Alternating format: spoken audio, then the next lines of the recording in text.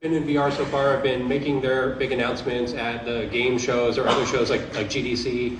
And we are on a mission to make SVVR the place where all the major announcements happen in VR. And we're going to get there, and it's starting right here. So with that, welcome. I'm going to introduce, we have five companies here who are going to make some great announcements. So let's just dive right into it. We're going to start off with Nicholas, or Nicolas, if you pronounce it correctly in French, from Aura, formerly, many of you know him as Nicholas from Video Stitch. So with that, please welcome Nicholas.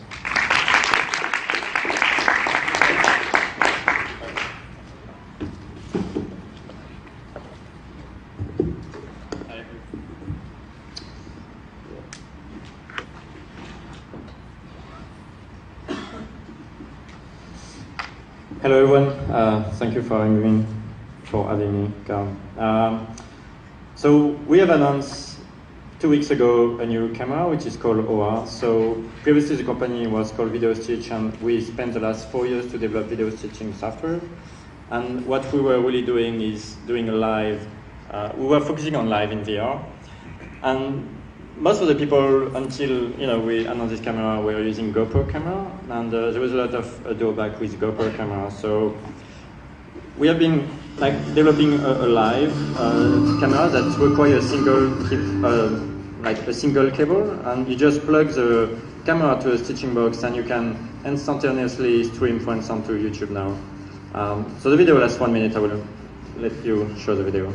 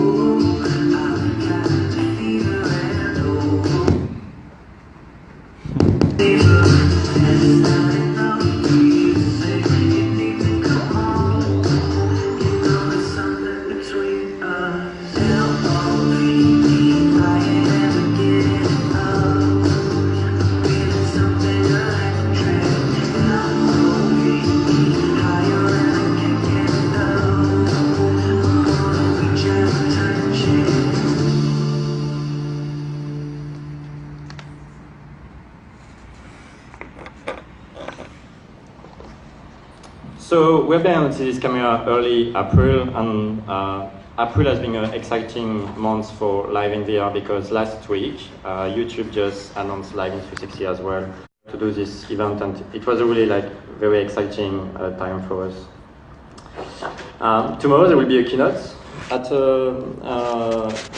in the show floor, behind the show floor, and we are exciting also to broadcast the show floor in 360. So be sure tomorrow to go at vrexpo.com/360-live, and you will be able to experiment, either on youtube.com or with a cardboard, the live from the keynote. You can check our camera on the show floor in live. You will be able to watch it, with a Gear VR headset with 2-second latency, 3-second latency. So please check it out, and if you have any question, I will be happy to respond to any of your questions. Thank you.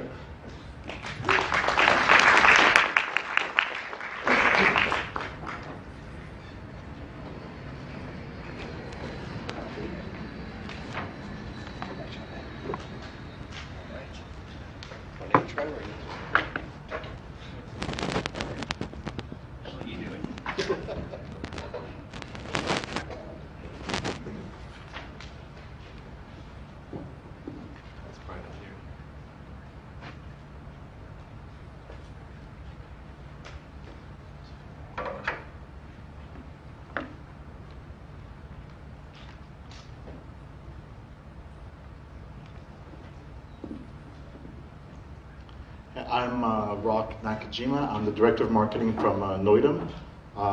First, I'd like to thank Carl and all the team from SVVR. This is one of the best events in the industry, and we're really proud to be here and to have been here from almost the very beginning. Noidum is a company that does IMU-based motion capture.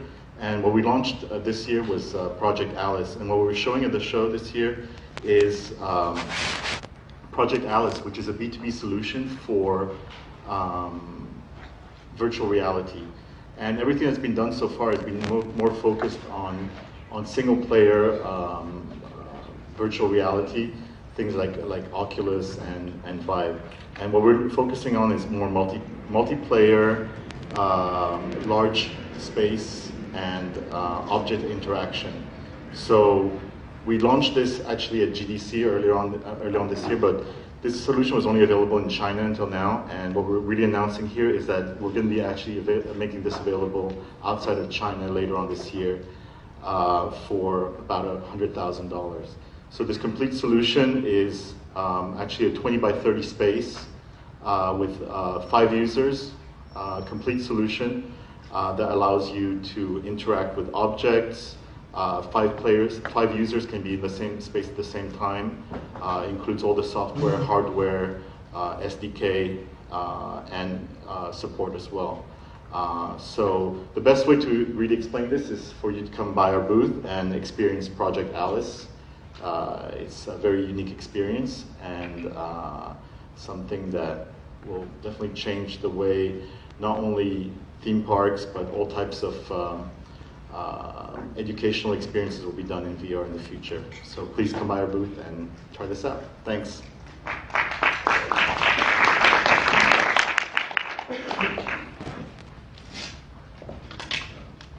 All right, thank you, Rock. Next up, we have Todd Hooper from VReal. Yeah. Thank you, Carl.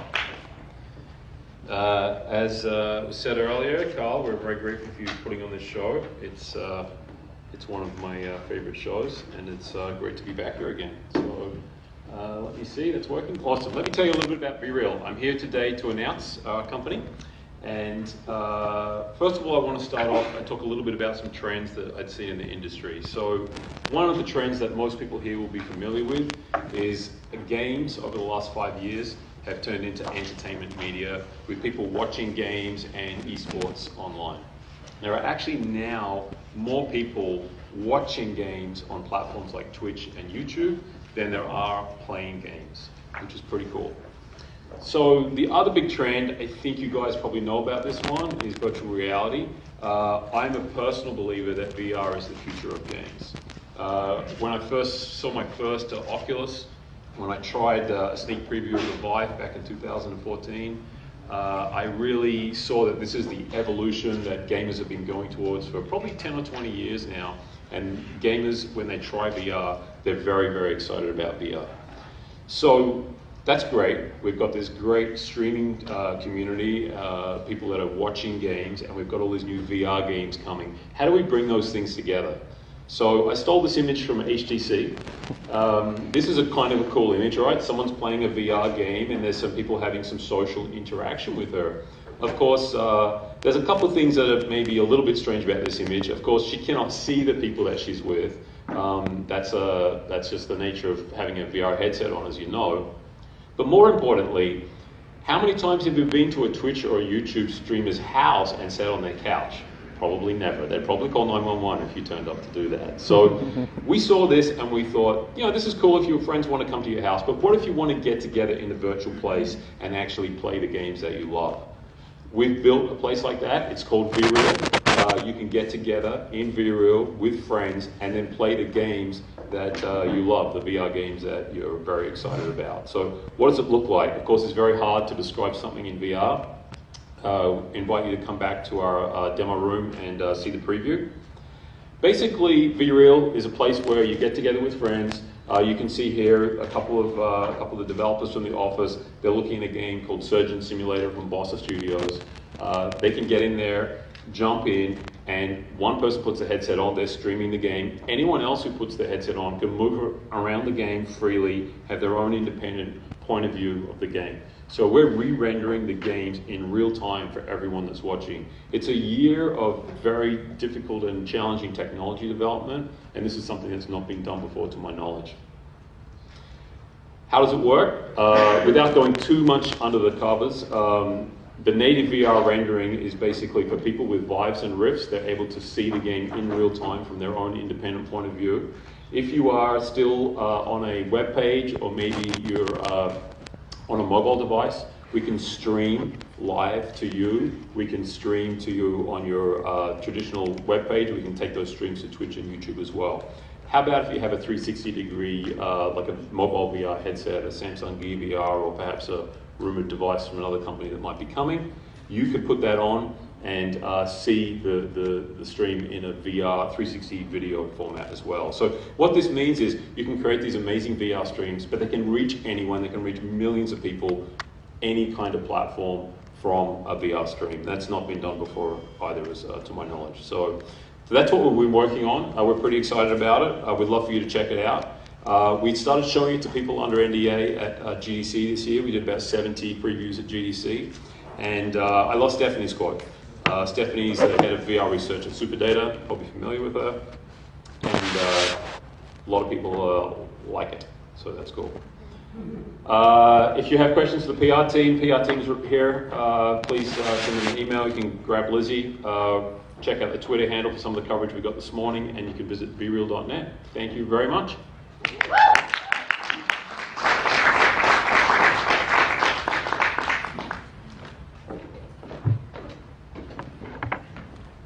All right, thank you, Todd. That was awesome. Next up, we have Mr. Philip Rosedale from High Fidelity. Take it away, Philip. Well, SVVR has always been a special thing for us, I think. I think the first demo of High Fidelity was at SVVR, if I remember. Yeah, I think so. And I think it was about 3 years ago. So we started, our development's been going on now for about 3 years. We're High Fidelity. We're 25 people at this point, and we've got some good announcements for you today. VR Beyond Gaming, I think the first, and we're hearing this already in the conversations today, everything you're seeing, I think, follows the same trend. The first stage of VR is immersion. It's just getting the headsets working, and obviously they're just coming out right now. Everything we've been talking about historically has been about that immersion experience, and a lot of that's been about gaming, you know, the remarkable single-player experiences that you can have. But really, shared VR, the problem of getting people into the space together is a fundamental problem with some big challenges and also huge opportunity. I think that shared VR is going to be a much bigger phenomena than even the excitement that we've had around this first stuff. Networking is a critical part of that. If everybody's going to go in a space together, not just audio, but also physics and scripts and animations and all that stuff has to work so that we can all see it together. The content has to be portable. If we're sharing and we're running multiple spaces of some kind, there's a huge benefit to having some portability in content. Today we have Mesh, that's about it. Hyperlinks, you got to be able to go from one server to another. Those servers, they're not going to be hosted. You've got to be able to deploy this stuff. We need a platform that we can develop things on, deploy our own servers. And then finally, I'm not sure that it's necessary that this be true, but I think it's very likely. All this stuff has to be open source. It has to be open protocols and formats. And that's where we are. So this picture again shows all that. Imagine a world where two people can talk to each other, full body motion, they can manipulate objects. The things on the shelf in the back there can be things that maybe they brought from another place to here. This is the vision of what shared VR is. And in fact, let me just show you a clip from High Fidelity as it's working today. Hey everybody, this is Ryan from High Fidelity, and I'm wearing an Oculus Rift, and I've got these hydras for my hands. And I'm Caitlin with an HTC Vive Pre and hand controllers. And we wanted to show you really quickly with these hand controllers how we could both play a quick game of tic-tac-toe on our whiteboard here. I'm sort of jumping ahead. Oh, I see. I didn't win there, but anyway, you get the idea. So that's pretty cool. Two people on two different headsets in two different places in one server. So what we're announcing today is what you just saw, which is the sandbox, the beta today of High Fidelity Sandbox. It's a free, completely open source, comprehensive development platform for doing shared VR. You can download it right now, this morning, at that link at our download page. What happens when you download it is you will get a sandbox, a server on your own machine that you can invite somebody to 30 seconds later. We're going to show a demonstration of that later today.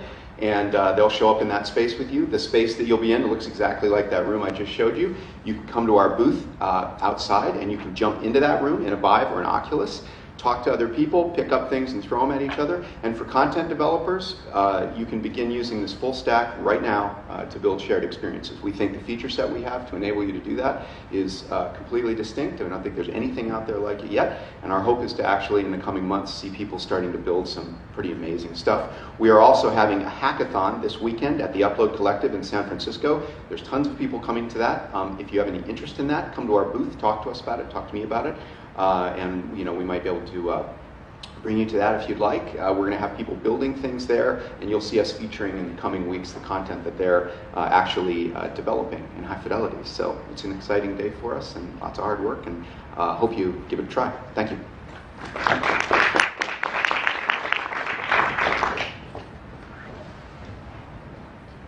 Awesome. Thank you, Philip. All right, and last but not least, we have, yes, we have Tom from Virtually Live. All right, give him a minute to get set up. How you doing, Tom? Good, thanks. All right, take it away, Tom.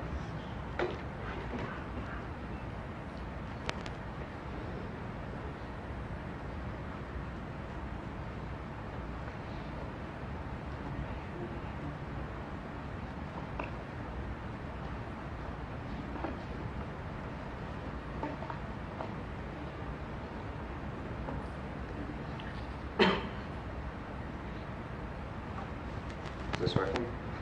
Excellent. Good morning. I'm Tom Impalamini, CEO of Virtually Live. We're demoing here today. First of all, just to reiterate what the other people said, congratulations to Carl and his team for again, an excellent event, and we're very much looking forward to this year's SVVR. I'll keep this brief. Virtually Live is a true VR experience for live sports.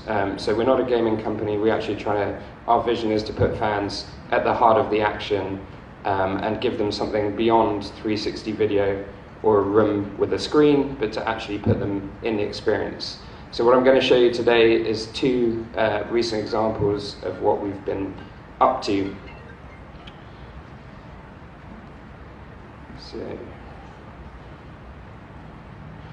So the first is from the Scottish League Cup semi-final and final in the UK.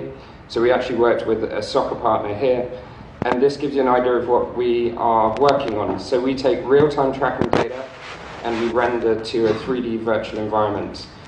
This is using actual data from the Scottish League Cup semi-final, and I'll let it run here to give you a flavour.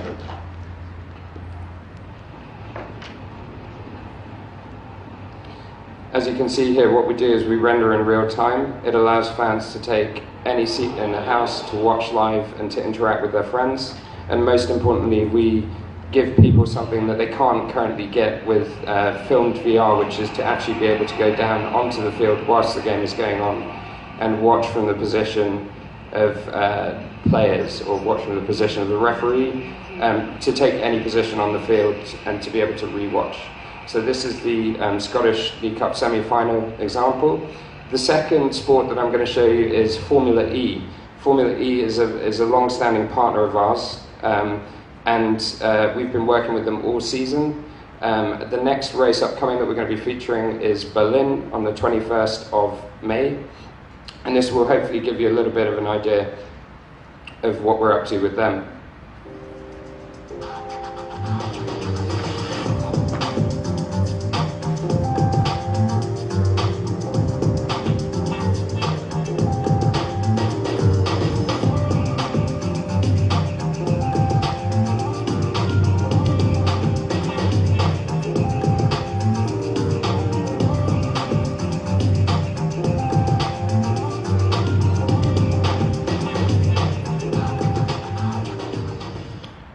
So that was from the recent race at Long Beach. The next race that we'll be covering will be on the 21st of May in Berlin. We're also covering all the races at the end of the season.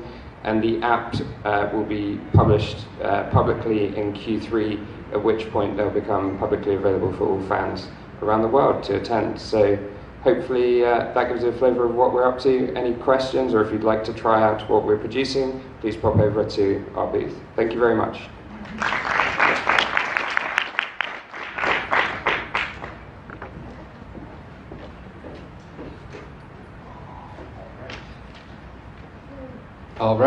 All right. Thank you, Tom. Thank you, everyone who made announcements today. Please, most of these companies, I think all of these companies are demoing here. So VReal is in a private suite, so you have to contact those guys. But everyone else is on the show floor. And with that, enjoy the rest of the show. Tomorrow we will have a quick pitch session before the keynotes at, I believe, 9 a.m. And that will be every exhibitor exhibiting here will have 20 seconds to tell you what they're doing. So if you want to get a really broad overview in a condensed format, very rapid fire, please join us for that at 9 a.m. on the keynote stage on the other side. And enjoy the rest of SVVR. Thank you.